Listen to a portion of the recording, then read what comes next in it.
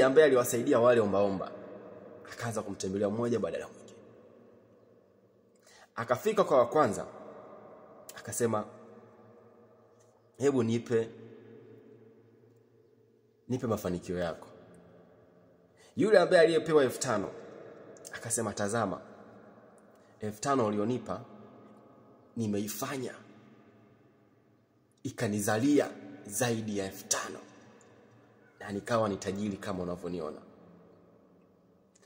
Yule pia tajiri akasema, hongera na Mwenyezi Mungu hakubariki kwa akili yako na hekima zako ulizotumia. Akaenda kwa wa pili ambaye alipewa shilingi 2,000. Akasema, hebu tazama, kwa kiasi kidogo ulichonipatia Mwenyezi Mungu kanibariki,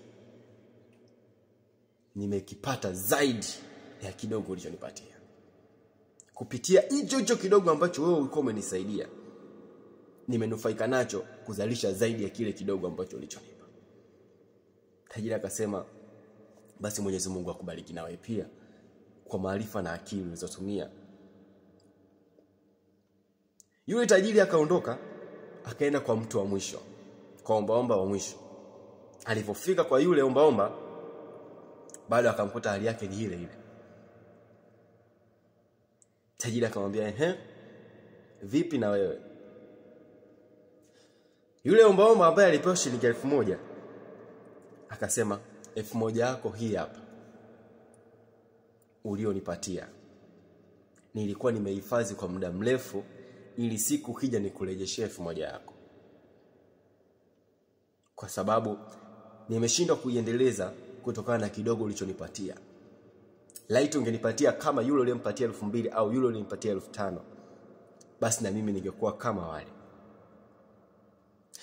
Tajiri akachukua 1,000 yake na akasema, basi Mwenyezi Mungu aendelee kukubariki hivyo hivyo kwa ujinga wako ulionao. Sijui umejifunza kitu kwenye maisha. Siku zote mshukuru Mungu kwa chochote unachopata. Usikasirike kumuona mwenzako ana kikubwa wewe una kidogo, bali tumia maarifa na akili yako kwa hicho kidogo chako ulichonacho kikusaidie upate kikubwa zaidi ya hicho kidogo ulichonacho, kwa sababu hatufanani. Usijilinganishe wewe na jirani yako. Wewe utabaki kuwa wewe na jirani yako atabaki kuwa jirani yako.